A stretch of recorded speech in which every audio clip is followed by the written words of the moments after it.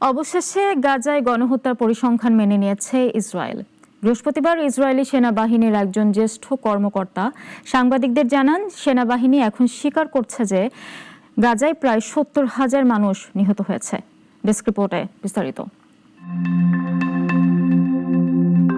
২০২৩ সালের ৭ অক্টোবর গাজায় ইসরায়েলি আগ্রাসন শুরুর পর থেকে এখন পর্যন্ত প্রায় ৭০,০০০ ফিলিস্তিনি নিহত হয়েছেন, এমন হিসাবেই এখন মেনে নিচ্ছে ইসরায়েল। দেশটির জ্যেষ্ঠ সামরিক কর্মকর্তাদের বরাতে এই তথ্য প্রকাশ করেছে ইসরায়েলের একাধিক প্রভাবশালী সংবাদ মাধ্যম, যার মধ্যে রয়েছে ওয়াইনেট নিউজ।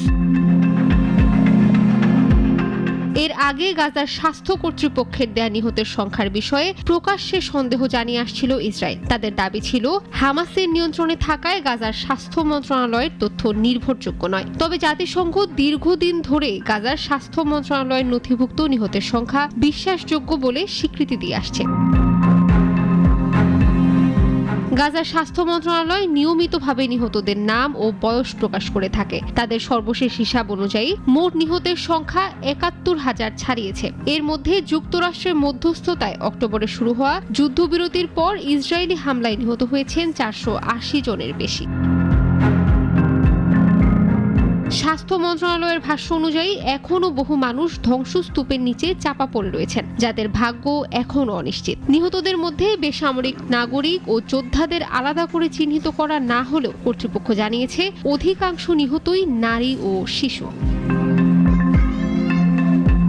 বৃহস্পতিবার ২৯ জানুয়ারি জ্যেষ্ঠ সামরিক কর্মকর্তাদের সঙ্গে এক ব্রিফিংয়ের বরাত দিয়ে ওয়াইনেট নিউজ জানায়, ইসরায়েলি সামরিক বাহিনীও এখন প্রায় একই ধরনের একটি হিসাব মেনে নিচ্ছে। এক সামরিক কর্মকর্তা বলেন, যুদ্ধে প্রায় ৭০,০০০ গাজাবাসী নিহত হয়েছেন, তবে এই সংখ্যায় নিখোঁজ ব্যক্তিরা অন্তর্ভুক্ত নন।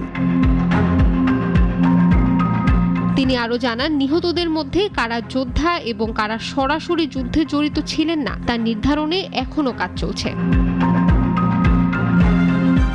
এ বিষয়ে আনুষ্ঠানিক মন্তব্য জানতে চাইলে ইসরায়েলের সামরিক বাহিনী IDF জানায়, যে কোনো তথ্য বা প্রতিবেদন নির্ধারিত প্রক্রিয়ার মাধ্যমেই প্রকাশ করা হবে।